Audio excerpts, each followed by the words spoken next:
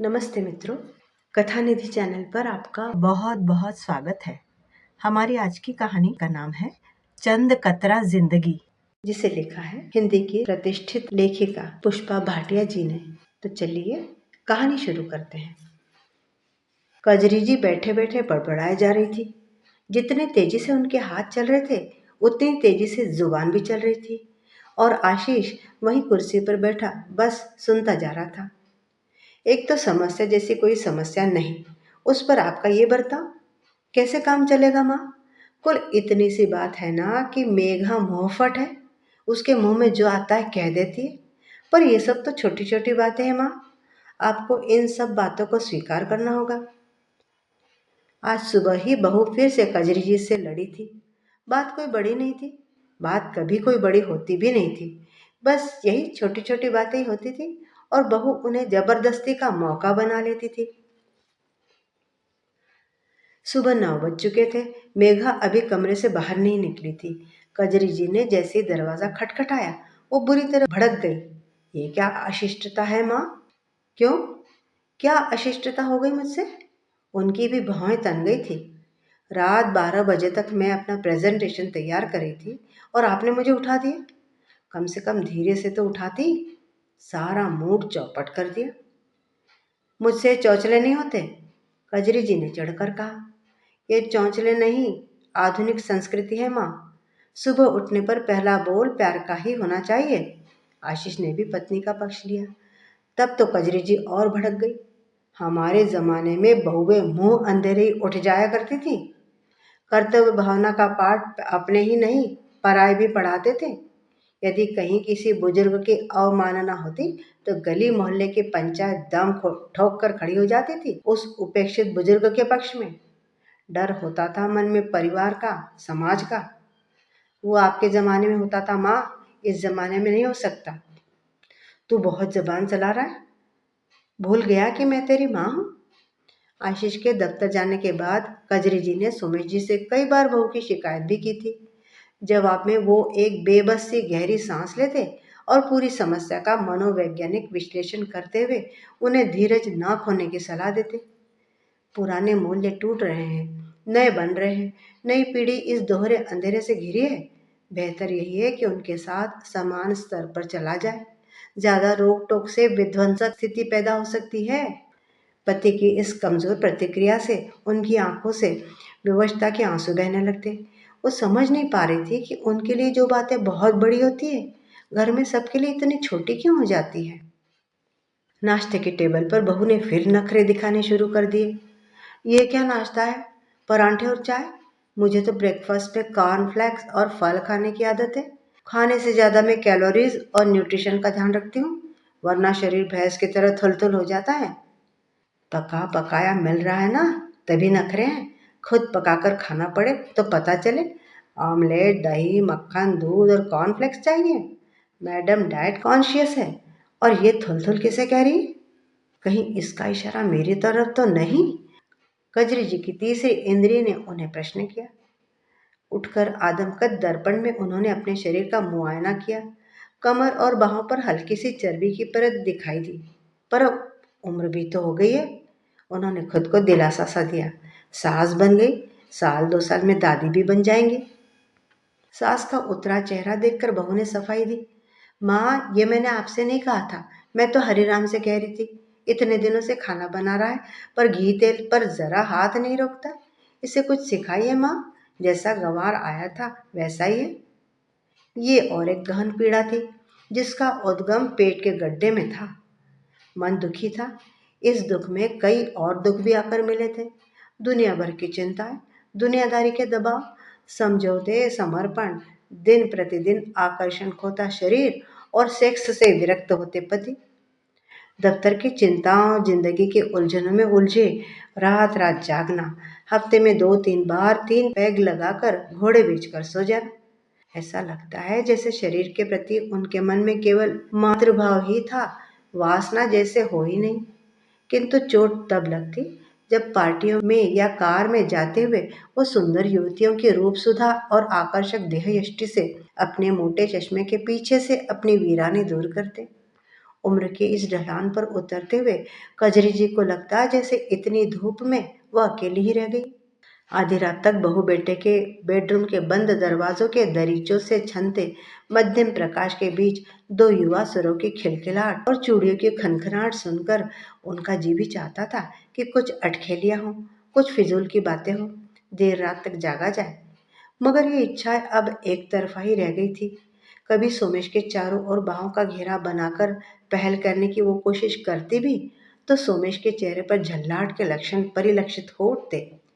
ये क्या तरीका है? किसी मनोचिकित्सक को क्यों नहीं दिखाती? आगे से मेरा बिस्तर अलग कमरे में लगा दिया करो। दूसरे कमरे में बच्चे सो रहे हैं। सुनकर उन्हें ग्लानि होने लगती अपनी दैहिकता पर। अजब मूल्य है आधुनिक समाज के। युवा वर्ग को तो पूरी आज़ादी देता है, वही युवा वर्ग अपने माता पिता की जरा सी भी शारीरिक अल्लढ़ता बर्दाश्त नहीं करना चाहता।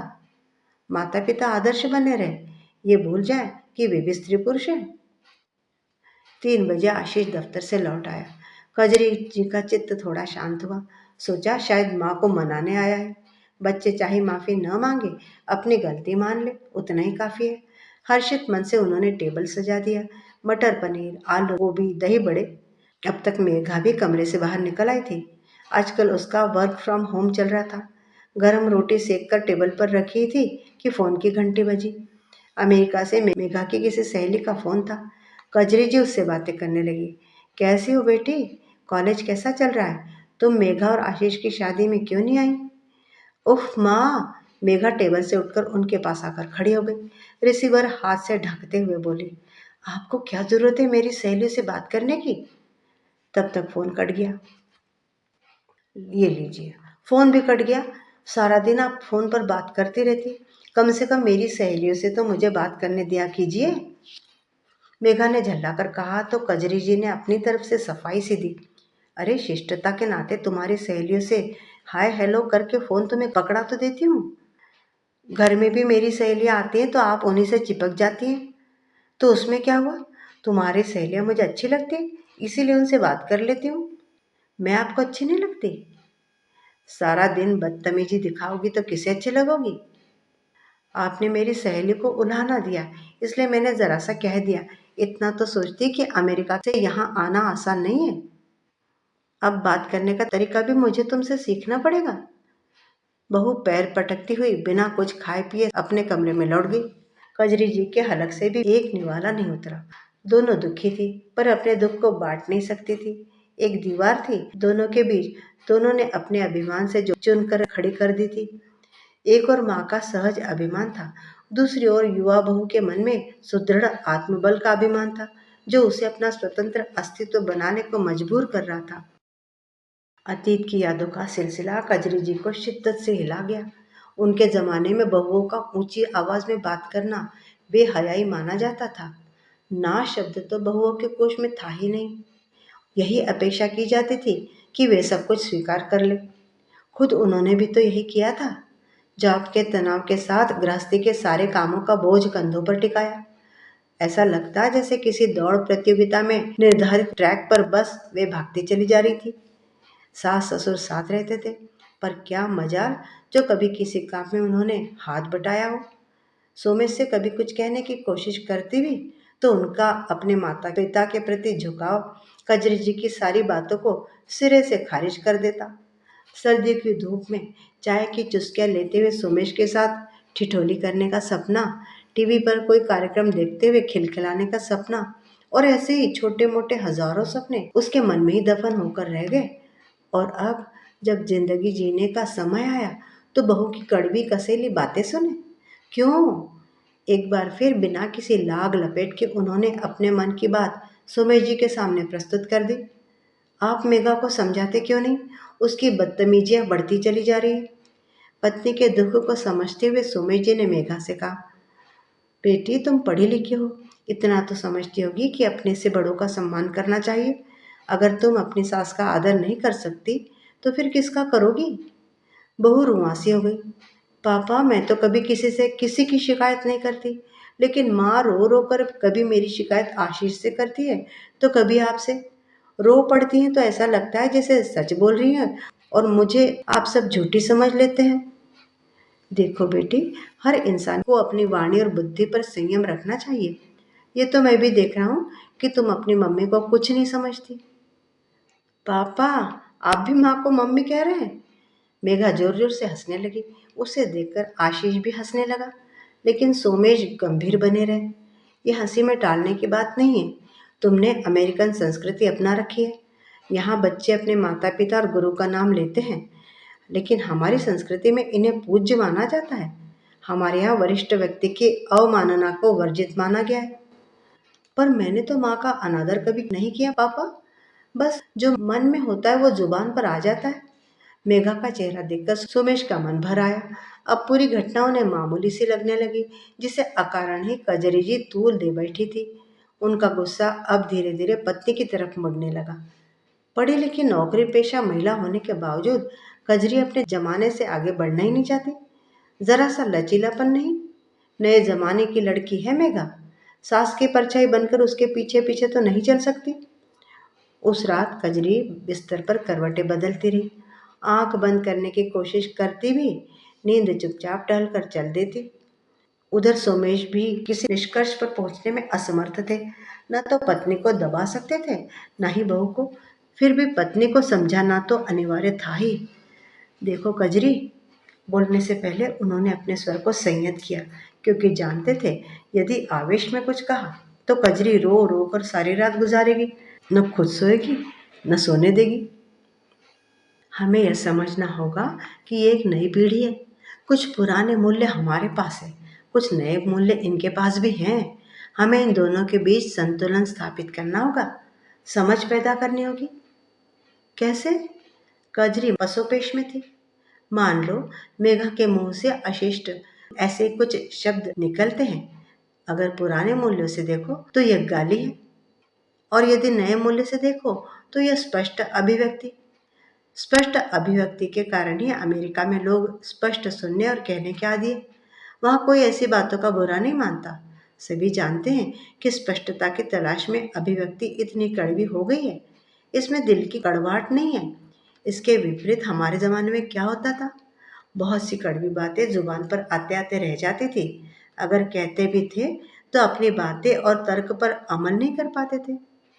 जब तुम कहते हो तो दूसरा पहलू दिखता है, वरना मुझे लगता है कि जी तोड़ मेहनत से मैंने जो उपलब्धियां हासिल की हैं वो मुट्ठी में बंद रेत की तरह फिसलती जा रही है और मैं कुछ नहीं कर पा रही हूँ। ऐसा क्यों सोचती हो? सोमेश का हृदय अब करुणा से भर गया। कजरी को उन्होंने बाहों में भरकर उनके गाल पर चुंबन अंकित कर दिया। यकायक बच्ची बनी कजरी अपने पति से लिपट गई। उसके गुमसुम मन का संताप विलाप पति की स्नेह उष्मा से तिरोहित हो गया।